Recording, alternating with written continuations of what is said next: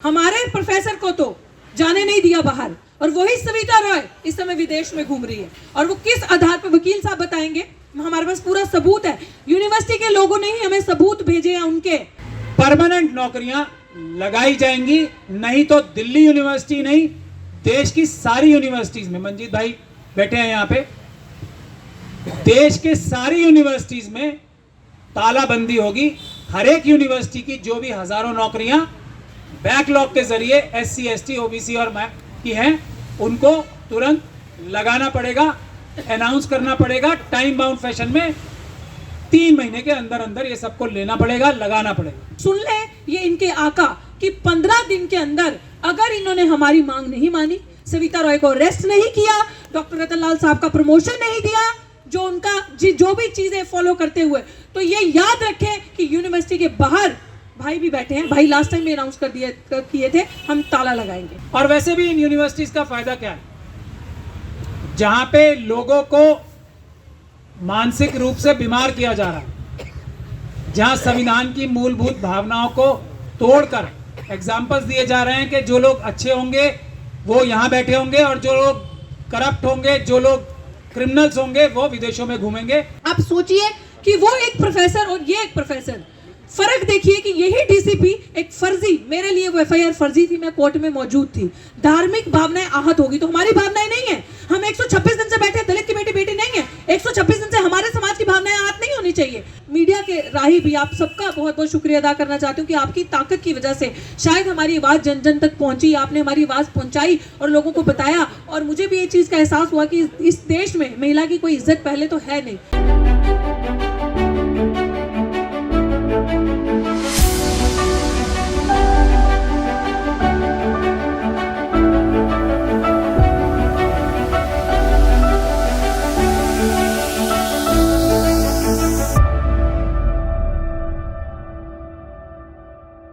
जय भीम साथियों, सबका बहुत बहुत शुक्रिया। पहले तो जितने भी मीडिया कर्मी आज हमारे बीच में आए हैं, आज हमारे आंदोलन को नौकरी नहीं न्याय चाहिए के 126 दिन पूरे हो गए हैं। और जैसे कि मैं बार बार बता चुकी हूँ कि नौकरी नहीं न्याय चाहिए की मुहिम क्या है कि किसी का एहसान नहीं चाहिए। हमारे अंदर पोटेंशियल है, कैपेबिलिटी है, हम इस लायक हैं कि हम अपनी नौकरी खुद ले सकते हैं, हमें किसी की भीख की ज़रूरत नहीं है। तो इस वक्त को देखते देखते आज मेरे साथ मेरे राइट साइड पे प्रोफेसर डॉक्टर रतनलाल साहब हैं, जो कि मुझे नहीं लगता कि किसी भी परिचय के मोहताज हैं। आप सब, पूरा भारत, जो भी जागरूक इंसान होगा वो प्रोफेसर रतनलाल साहब को जानता होगा। और मेरे दूसरी तरफ मेरे भाई मंजीत नोटियाल जी बैठे हैं। कुछ लोग ये भी सोच रहे होंगे, कहा भी था कि इतनी लेट आए भाई, लेकिन मैं आपको ये चीज़ बता दूं, इनका बैनर भी और इनकी टीम भी, जब हमारा आंदोलन लगा था उसके 2-3 दिन के अंदर इनकी टीम ने हमारे साथ संपर्क किया। सिचुएशंस ऐसी थी, बीच में चुनाव थे, बहुत सारी चीजें थी, भाई time by time video call के थ्रू मेरा हालचाल पूछते रहते थे, आंदोलन की सिचुएशन जानते रहते थे कि क्या चल रहा है, कि आप अकेले मत रहना, जिस समय भी मेरी जरूरत पड़े मैं आपके साथ होऊंगा। और मेरी पूरे दल बल के साथ, पूरी संख्या के साथ, पूरी टीम के साथ मैं आपके पास आऊंगा। आप धैर्य रखना, हिम्मत मत हारना। और वही चीज हुई कि अभी आपने देखा, हाल ही में मंजीत भाई हमारे पास आए थे और पूछा कि क्या सिचुएशन हो रही है, आगे की क्या है स्थिति, क्या करना है।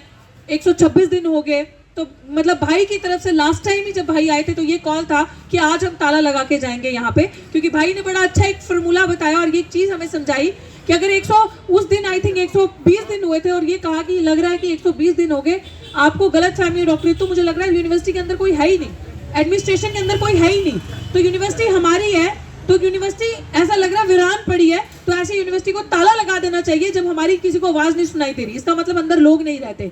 तो तब हमने स्ट्रैटेजी बनाई, तब हमने ये चीजें सोची कि क्या किया जाए ऐसा कि क्या सिचुएशंस रहेंगी कि अभी 126 दिन हो गए और 126 दिन के अंदर कोई रिजल्ट नहीं आया। और यही चीज प्रोफेसर साहब से भी जब डिस्कशन हुआ कि 126 दिन से चल रहे हैं हम अनडिफिटेड, एक दिन में 1 इंच भी हमारे हौसले डगमगाए नहीं, हम डगमगाए नहीं, हम वैसे ही, हमारा डिटर्मिनेशन, डेडिकेशन है कि हमें पता है कि जब अम्बेडकरवादी नीले झंडे की ताकत के नीचे यहाँ बैठ गए तो कुछ लेकर ही जाएंगे। लेकिन हमें ये एहसास हुआ आज कि अगर हमने इन्हें, अभी तक तो इन्होंने हमारा एक लेवल देखा है कि हमारे हाथ, जैसे मैं बार बार कहती हूँ, संविधान ने बांधे हैं पीसफुल तरीके से। एक ही हमारे पास विकल्प है, पीसफुल तरीके से अपनी एजुटेशन को करना और चुप करके अपनी मांग करते रहना, इनसे स्टेप बाय स्टेप चलते रहना। लेकिन हमें नहीं लगा कि इन्होंने हमारे सामने बहुत सारे आंदोलन लगे थे यहाँ पे जो कि इन्होंने उठा लिए।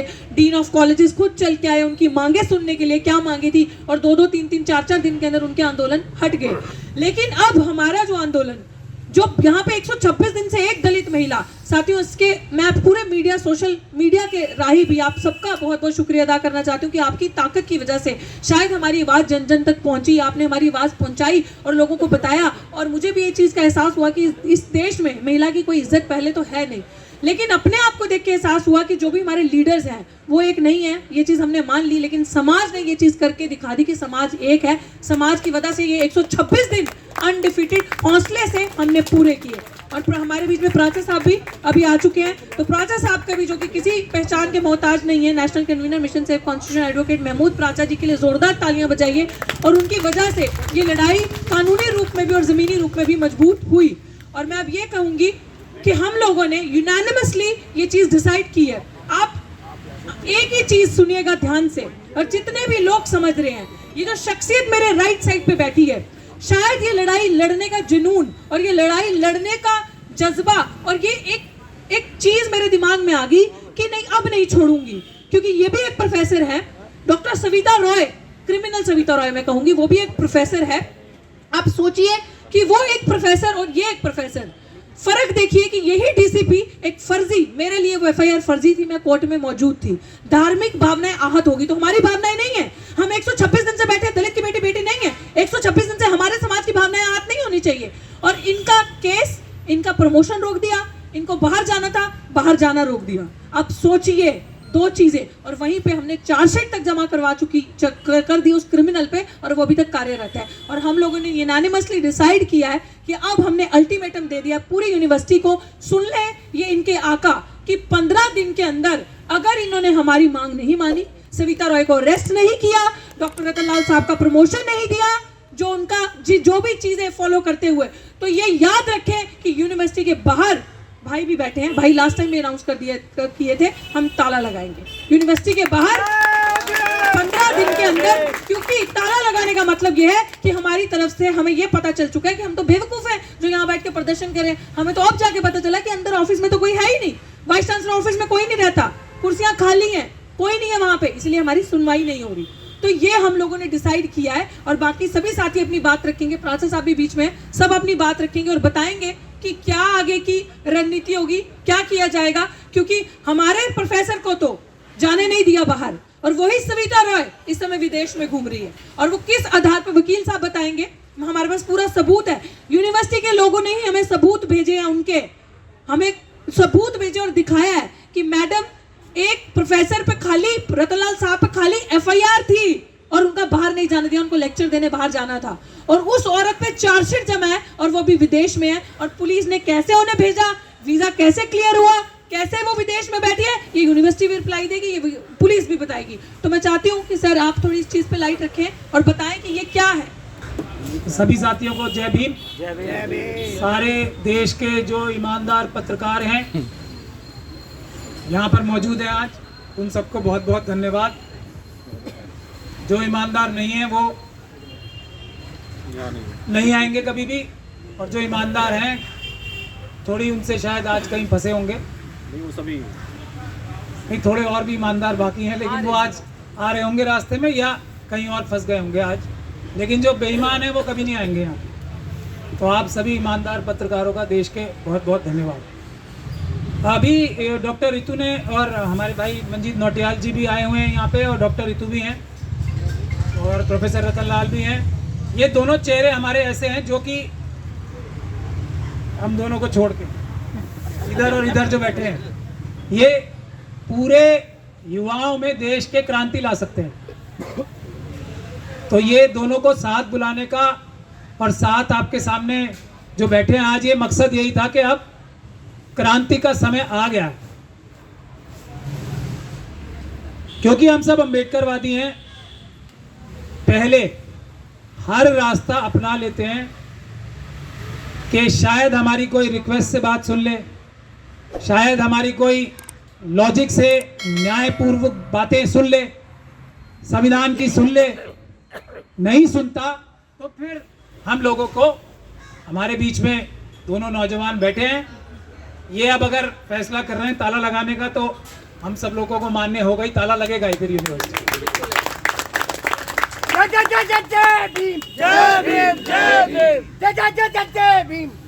नौजवानों का तो वैसे भी हम लोग मुखालफत नहीं कर सकते। अम्बेडकरवादी नौजवान इतने ताकतवर होते हैं, हम मुखालफत करेंगे तो हमारा भी कांड हो सकता है। तो इसलिए डर के मारे बिल्कुल मुखालफत नहीं की जाएगी इस बात की। और वैसे भी इन यूनिवर्सिटीज का फायदा क्या है, जहां पे लोगों को मानसिक रूप से बीमार किया जा रहा है, जहां संविधान की मूलभूत भावनाओं को तोड़कर एग्जाम्पल्स दिए जा रहे हैं कि जो लोग अच्छे होंगे वो यहाँ बैठे होंगे और जो लोग करप्ट होंगे, जो लोग क्रिमिनल्स होंगे वो विदेशों में घूमेंगे। मैं पहले उसी बात पे आ जाता हूँ, उसके बाद मैं बाकी बात बताना चाहूँगा कि कानून ये है, अगर किसी के ऊपर एफआईआर भी हो जाती है तो उसका पासपोर्ट जो है वो जब्त हो जाता है। मेरे ऊपर भी एफआईआर थी तो मेरा भी पासपोर्ट जब्त हुआ था। मैंने कोर्ट से परमिशन लेके 1 साल का पासपोर्ट बनता है उसके बाद। अब ये जो धोखाधड़ी करके, या तो पुलिस ने मिली भगत से भेजा है या धोखाधड़ी करके गई हैं, तो ये एक और मुकदमा सविता रॉय के ऊपर लगेगा। और अगर वाइस चांसलर साहब ने या भारत सरकार के किसी अफसर ने इनको परमिशन दी होगी किसी ऑफिशियल मिशन पे जाने के लिए, तो वो दोनों भी इस 120B में यानी कि कॉन्स्पिरेसी में शामिल होकर जेल जाएंगे, रजिस्ट्रार साहब भी और वाइस चांसलर साहब भी। ये डिपेंड लेकिन इस बात पे करता है क्या वो कहीं किसी ऑफिशियल टूर पे परमिशन लेके तो गई हैं या नहीं गई हैं। अगर करप्शन से बहुत सारा पैसा आ जाता है, वो खर्च करने गई हैं कभी कहीं, तो वो एक अलग बात है, उसमें कम से कम ये धाराएं नहीं लगेंगी। तो एक तो ये काम हम जरूर करेंगे, एक और केस इन लोगों के ऊपर दर्ज कराएंगे, एक बात। दूसरी बात यह है कि 4 डिमांड्स हैं हमारी, जो यूनिवर्सिटीज में ही सबसे बड़े देश के और दुनिया के यूनिवर्सिटीज से रिवॉल्यूशन आए हैं। यूनिवर्सिटीज ही देश में क्रांति लाती हैं और आज देश में क्रांति लाने की ज़रूरत है और नौजवान तैयार हैं क्रांति लाने के लिए। तो 4 डिमांड्स हैं जिस पे 15 दिन का नोटिस भी है और 15 दिन के बाद, क्योंकि एग्ज़ाम भी ख़त्म हो जाएंगे 18 तारीख तक, तो ताला लगा के वैसे भी कुछ नहीं होने वाला और कुछ किसी को फ़र्क भी नहीं पड़ने वाला। तो 15 दिन बाद ताला लगेगा ही यहाँ पे 18 के बाद। 4 डिमांड्स हमारी ये हैं। पहली, 25,000 से कम 25,000 बैकलॉग की नौकरियां SC ST OBC की दिल्ली यूनिवर्सिटी में 25,000 पक्की प्रोफेसर्स की नौकरियां। 25,000 में तीसरी बार इसीलिए रिपीट कर रहा हूं, कम से कम 25,000 नौकरियां बैकलॉग की जो क्रिएट हुई हैं, जो NFS करके 25,000 की जो एक्यूमुलेशन हुई है नौकरियों की प्रोफेसर्स की, शेड्यूल कास्ट, शेड्यूल ट्राइब और OBC की, वो एक टाइम बाउंड फैशन में रिक्रूटमेंट ड्राइव शुरू करके परमानेंट नौकरियां लगाई जाएंगी। नहीं तो दिल्ली यूनिवर्सिटी नहीं, देश की सारी यूनिवर्सिटीज में, मंजीत भाई बैठे हैं यहाँ पे, देश के सारी यूनिवर्सिटीज में तालाबंदी होगी। हर एक यूनिवर्सिटी की जो भी हजारों नौकरियां बैकलॉग के जरिए SC ST OBC और की हैं, उनको तुरंत लगाना पड़ेगा, अनाउंस करना पड़ेगा टाइम बाउंड फैशन में। 3 महीने के अंदर अंदर ये सबको लेना पड़ेगा, लगाना पड़ेगा। दूसरी मांग, अब जो इंटरव्यू होंगे NFS, एक तो जो इंटरव्यू लेने वाले होंगे उनका पहले इंटरव्यू लेंगे। हम एक कमेटी बनाना चाहते हैं, उसमें रिटायर्ड जजों को भी रखेंगे जो अम्बेडकरवादी होंगे। और अम्बेडकरवादी किसी भी धर्म से हो सकता है, किसी भी समाज से हो सकता है। अम्बेडकरवादी इंटरव्यू जो सिलेक्शन कमेटीज बनेंगी उसके लिए हम एक तजवीज़ करेंगे। रिटायर्ड जो अम्बेडकरवादी जजेस हैं उनकी, रिटायर्ड ब्यूरोक्रेट्स जो हाईएस्ट लेवल के ब्यूरोक्रेट्स हैं उनकी, एक अम्बेडकरवादियों की एक कमेटी हम अनाउंस करेंगे, जो ये इंटरव्यू लेने वालों का पहले इंटरव्यू लेगी कि वो ईमानदार हैं या NFS हैं। वो इंटरव्यू लेने के लिए NFS तो नहीं है कहीं। तो मुझे लगता है जिन लोगों ने आज तक इंटरव्यू लिए हैं वो सब नॉट फाउंड सूटेबल होने चाहिए थे, यानी कि फाउंड भी नहीं होना चाहिए था उन्हें, नॉट सूटेबल करार दिया जाना चाहिए जितने भी लोगों ने आज तक एक भी एनएफएस डिक्लेयर किया है। तो अब जो बनेंगे आगे, और दूसरी उसमें यह होगा कि वीडियोग्राफी होगी हर एक इंटरव्यू। ये हमारी दूसरी डिमांड है। जो इंटरव्यू लेने वाले होंगे वो हम लोग तय करेंगे एक कमेटी बना के कि ये सही है या गलत है, इंटरव्यू लेना इन्हें आता है नहीं आता, या ये किसी मानसिकता से ग्रसित है, बेईमान है, करप्ट है। और फिर इंटरव्यू होंगे, जो भी इंटरव्यू होंगे इन 25,000 नौकरियों का दिल्ली यूनिवर्सिटी में और दूसरी भी यूनिवर्सिटीज में जो भी इंटरव्यूज होंगे वो वीडियोग्राफी के माध्यम से ही होंगे, ताकि पूरी दुनिया देख सके। कोई इंटरव्यू में चोरी थोड़ी होती है। जो भी होगा वो सबके सामने आना चाहिए, जनता को देखना चाहिए। आजकल तो सुप्रीम कोर्ट की जो हियरिंग्स हैं, जो बड़ी सीक्रेटिव होनी चाहिए थी, वो भी लाइव स्ट्रीम हो रही है ना, पूरी दुनिया देख रही है। तो इंटरव्यू में भी ऐसा ही होना चाहिए, पता लगे ना किसने क्या बेईमानी की है। और उसके बाद एक ये ईडब्ल्यूएस का आपने वो देखा होगा, दिल्ली में स्कूलों में, दूसरी जगह भी स्कूलों में 25% रिजर्वेशन होती है गरीब बच्चों की। 25% गरीबों की रिजर्वेशन अपनी संख्या के हिसाब से, यानी कि शेड्यूल कास्ट कम्युनिटी की 17% रिजर्वेशन होगी। इस 25% में से 25% का 17%, शेड्यूल कास्ट शेड्यूल ट्राइब की भी जितनी संख्या है उसके हिसाब से इस 25% में रिजर्व होंगी। ये सभी शिक्षक संस्थानों में, चाहे वो सरकारी हो या प्राइवेट हो, सभी शिक्षक संस्थानों में ये 25% रिजर्वेशन की हमारी प्रपोजल है। इसको अगर रतनलाल साहब और दूसरे लोग कहेंगे कि इसको बढ़ा के 50% करना चाहिए, तो ये अभी अमेंडमेंट हो भी सकती है। कि ये हमारी तीसरी डिमांड है। चाहे प्राइवेट यूनिवर्सिटी हो चाहे गवर्नमेंट की यूनिवर्सिटी, उसमें फ्री, सब कुछ फ्री, रहना सहना खाना पीना ट्रांसपोर्टेशन सब कुछ फ्री होगा। रिजर्व होगी, लेकिन ये 25% हो। जो दिल्ली में जो, क्योंकि ये हाई कोर्ट और सुप्रीम कोर्ट की जजमेंट से 25% की रिजर्वेशन आई है, इसीलिए मैं वो नजर में रहते हुए मैंने ये बात कही थी। लेकिन इस 25% में से संख्या के हिसाब से जिसकी जितनी संख्या भारी उतनी उसकी हिस्सेदारी इस 25% में होगी। फ्री एजुकेशन में both government and private university. ये तीसरी डिमांड है। और पहली डिमांड जो मैं सबसे आखिर में बता रहा हूँ वो हम बता ही चुके हैं, डॉक्टर रितु ने बता दी थी, इसलिए मैंने नहीं बताई है। हमारे रजिस्ट्रार साहब गुप्ता साहब और ये हमारी प्रिंसिपल साहिबा को, दोनों को अरेस्ट करना चाहिए और इनसे ये कस्टोडियल इंटेरोगेशन करके ये पूछना है कि ये जो 35 सिग्नेचर फोर्ज किए थे उन्होंने अपने किन शातिर बदमाशों से वो कराए थे। इसके लिए इनको अरेस्ट होना जरूरी है। ये 4 मांगों के साथ हम लोग ये आंदोलन शुरू करेंगे। आप सभी लोगों से गुजारिश है कि इसमें सपोर्ट भी करें और इसके हिसाब से ही अपना व्यक्तित्व भी, अपना जो आगे के जो कार्रवाई है वो मैं मंजीत नौटियाल जी से कहूँगा कि इसके बारे में वो अनाउंस करें कि किस किस यूनिवर्सिटी से शुरू करना चाहिए हमें। सबसे पहले मैं गुजारिश करूँगा नौटियाल साहब से, क्योंकि ये वो व्यक्ति हैं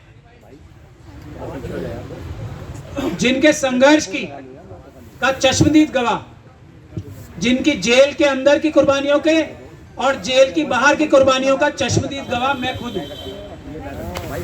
तो ये जिम्मेदारी मेरे ख्याल से इनके कंधों पे रखना सबसे सेफ कंधे रहेंगे। यही कि ये जिम्मेदारी जो कि इतनी बड़ी जिम्मेदारी है, एक तो डॉक्टर रितु साहब ने मैं आपको प्रूव कर ही दिया है, और दूसरा दोनों हमारे प्रूवन जनरल्स हैं जिनको अपनी विश्वसनीयता या अपनी बहादुरी, अपनी इंटेलिजेंस प्रूव नहीं करनी है। तो दोनों बहादुर जनरल्स हमारे अपनी अपनी बहादुरी, ईमानदारी, अंबेडकर वाद के प्रति उनकी निष्ठा साबित कर चुके हैं। किसी भी कीमत पे ना डरने वाले, किसी भी कीमत पे ना झुकने वाले लोग हैं।